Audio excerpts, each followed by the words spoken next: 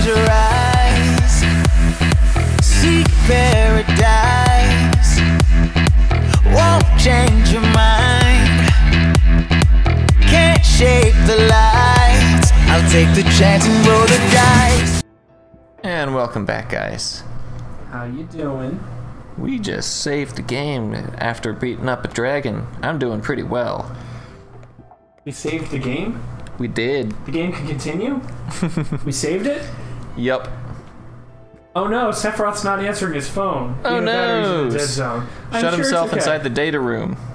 Oh yeah, that's definitely a dead zone. I wouldn't allow cell phone service in my data room, personally. It's essentially a library. Well, it's a library that you can hook a cell phone up to and steal everything from real easy. Yep. So, there's a reason a lot of server locations and data storage places don't have Wi-Fi or cell reception. Now, obviously it makes for a lot of fun in heist movies and heist shows that they can, hook up the wireless bug or whatever and you go in and steal this thing wirelessly. No. Yup. People are not that dumb. They're pretty dumb, but they're not that dumb. Truth. Which is why I loved it. I think it was either the first or second season of S.H.I.E.L.D. I think it was the second of Agents of S.H.I.E.L.D. They're trying to hack into a shadow organization to steal all their information, and they can't. They keep running into a problem where it's like, I can't hack them. I'm trying to hack them, and I can't hack them. It's like, all right, well, here's what we'll do. We'll go down there, and we'll sneak in, and we'll plant a bug and everything so you can remote access your way in. So they have the hacker character come up with like all these different things to be able to do that. Yeah. And so they sneak down to the building, and they go into data storage, which they assume is going to be a server room. It's like, oh, it's a server room, and they did their homework. It's disconnected from. They go into data storage, and it is a room full of file cabinets. Yep. The reason they can't hack the place is because it's paper. Mm-hmm. Which is amazing. Especially when the next line is, all right, I need you to pull the van up below the window. Why's that? You're about to get a data dump. And they like, Agents of S.H.I.E.L.D. is amazing for the writing they have. Yes. I need to catch up. I've watched up through the end of Season 3. Season 4 was amazing. It's structured a little differently than the other seasons in that, you know how Seasons 1, 2, and 3 all... Well, 1 had the we have to establish things, so it's a little weird, but 2 and 3 had the here is an arc that covers the whole season, and then we sort of build up over it over time. The way that 4 worked is they have an arc that kind of connects everything over the season, but it's actually more divided into 3 separate story arcs that all sort of interconnect. So you can watch in chunks, and it was done that way. So chunk 1 goes to the Christmas break. Gotcha. And then chunk 2 goes till the mid-season break and is a cliffhanger.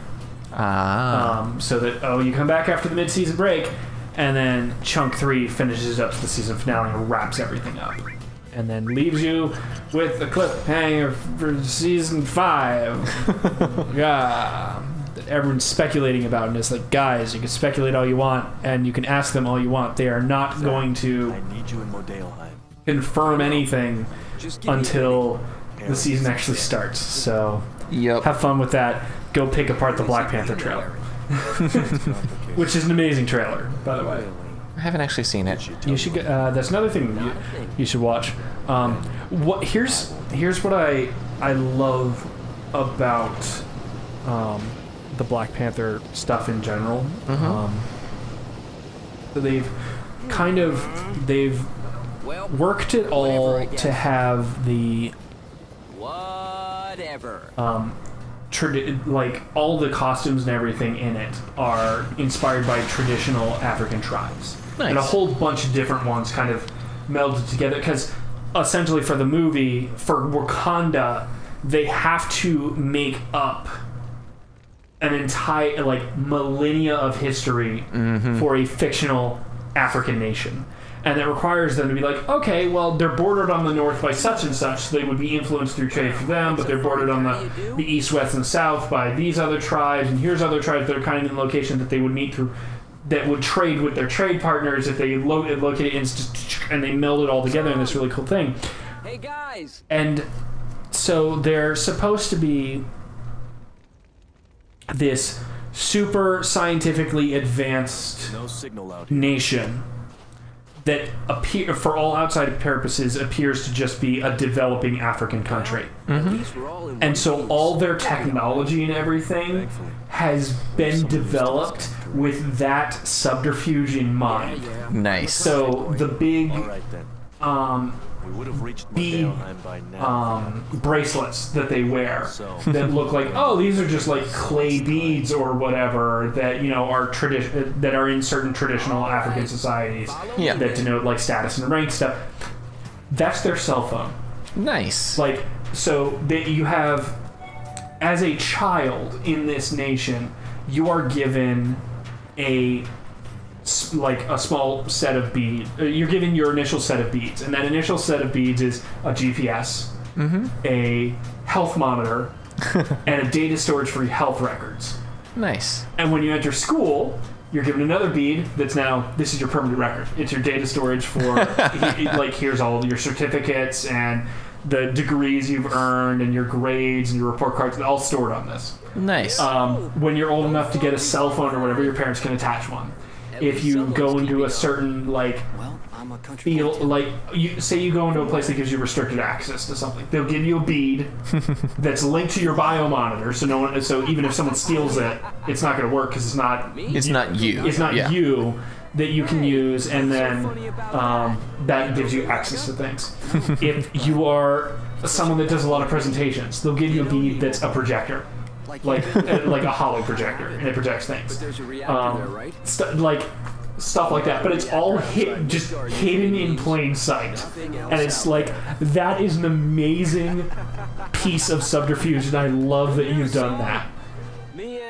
It's definitely really cool. So my goodness. What? Cloud is in this game because he has to be in every Final Fantasy VII property. Well, it makes sense for him to be in this one because this establishes his backstory. Exactly. But it's still, was he in Dirge of Cerberus? I didn't play anywhere near enough Dirge of Cerberus to figure that out. Phone calls. Gotcha. He's definitely in it because he's the mascot of the FF7 franchise. Yep. I mean, I get that. I wish that they would use some of the other characters more often because I find them to be more interesting. Yeah. Amnesiac dude who thinks he's someone else. There's only so far you can go with that. But oh well. I mean, there's not much else that can be done with that. Because I mean, who else would they have made the mascot? I mean, Kat Shi or Kate Sith. Yeah. Shows up as they use him sometimes for certain things. I guess that makes sense because he's the mascot character in the party. Yeah. But it's a case of I wish that they would make use of like Vincent more often or Barrett. Wasn't Vincent an optional character to get? Yeah, Vincent was an optional character. Then he got Dirge of Cerberus, but Vincent has a very interesting tie-in to Shinra and everything like that. Zack only occasionally gets used. But I mean, in terms of all their other crossover properties, like even with the Kingdom Hearts series, where they have access to all of Final Fantasy for that, Cloud shows up. Like, in one of the more prominent roles, or Squall. So, I mean, what are you going to do about that? In Kingdom Hearts defense, Titus, Waka, and Riku also show up. They do, and then no, not Riku. Riku doesn't show up until later. She shows up in 2 with Yuna Pain and Yuna Pain and Riku, and they show up as like little fairy creatures. With what do they call themselves? The seagulls or whatever. I don't remember what they called. The Gullwings. The Gullwings, right. And they're little fairy creatures. Zack only shows up in the PSP Kingdom Hearts game. Oh, this part of the game. Oh, are we about to This is the totally a stealth part, we swear. Can we just fight our way through it? Do we have to actually stealth? I think you get stuff if you stealth. Do we care enough? I care enough to try. Okay. I don't care enough to reset the game if I fuck it up. Oh, okay. Well, that's good at least, because I don't care. I and our viewers, I'm sure, do not care enough to watch you reset the game continuously to do that. But unless, of course, it's gonna make me do it. Oh, I hope it doesn't. That's right. A lot of these games that do the stealth thing will make you run away if you get spotted. Yeah. Oh, that's gonna be crap. Alright, well, I wish you best of luck with that. I'm gonna go off and do something else. That's right, I have to friggin' do squats as well. Yay, squats! Because I will get cold. As a soldier, it's because you're not a firebender. You know fire, but you're not... Okay, that animation was actually kind of cool. With the tossing up their gun? Well, the gun appears separately from them, so they catch it. Yep. And bring it in. That's a nifty way to do that. It is. Alright, so what you need to do is make sure you don't get a limit break, so that by the time you get to the boss, you still have the Cloud limit break available. There's no way that's happening. It might, if I can avoid combat. If you can avoid combat, yeah, but the way the game works is such that you're probably not going to get the chance. Because even if you get inside, you're probably going to run into some random encounters before you end up with a boss. Yeah, is true. What I'm saying. Is there a thing over here? There's always a thing. There is not. I think that's the way where we you come out. Yeah. That looks like where you probably come out. Do it. Do the thing. You ready? I'm gonna do the thing. You're gonna do it. All right. So what you need? X is squat. Circle is crunch. Or crouch. Yeah. Standing in still in one place. If you'll become numb and unable to move. And then can't run away.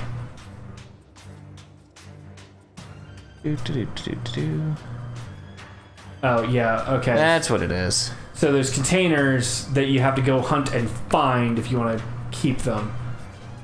I know exactly where they are. Now I'm just waiting to see when Dude Bro in the path behind me comes. There he is. Okay.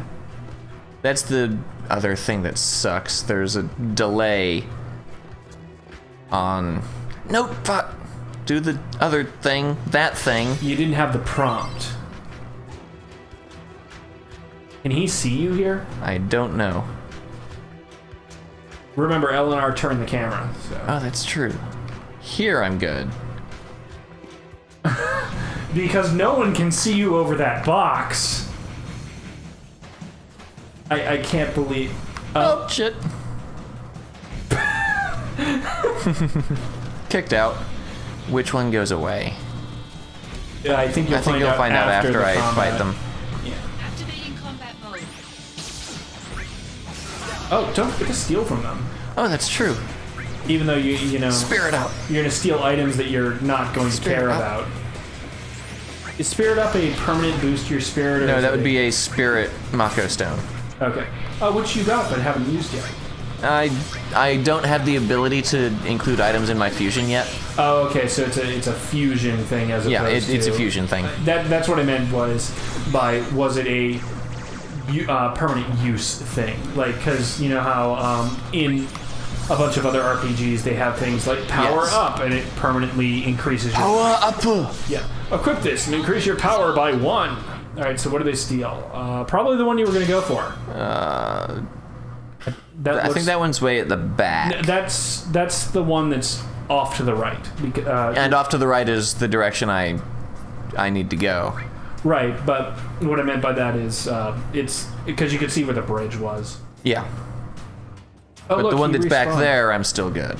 And that's the one you wanted to go for? Yep. Spot. All right, we'll join you next time for more infiltrating this facility. See you later, guys. I'm gonna sit here squatting.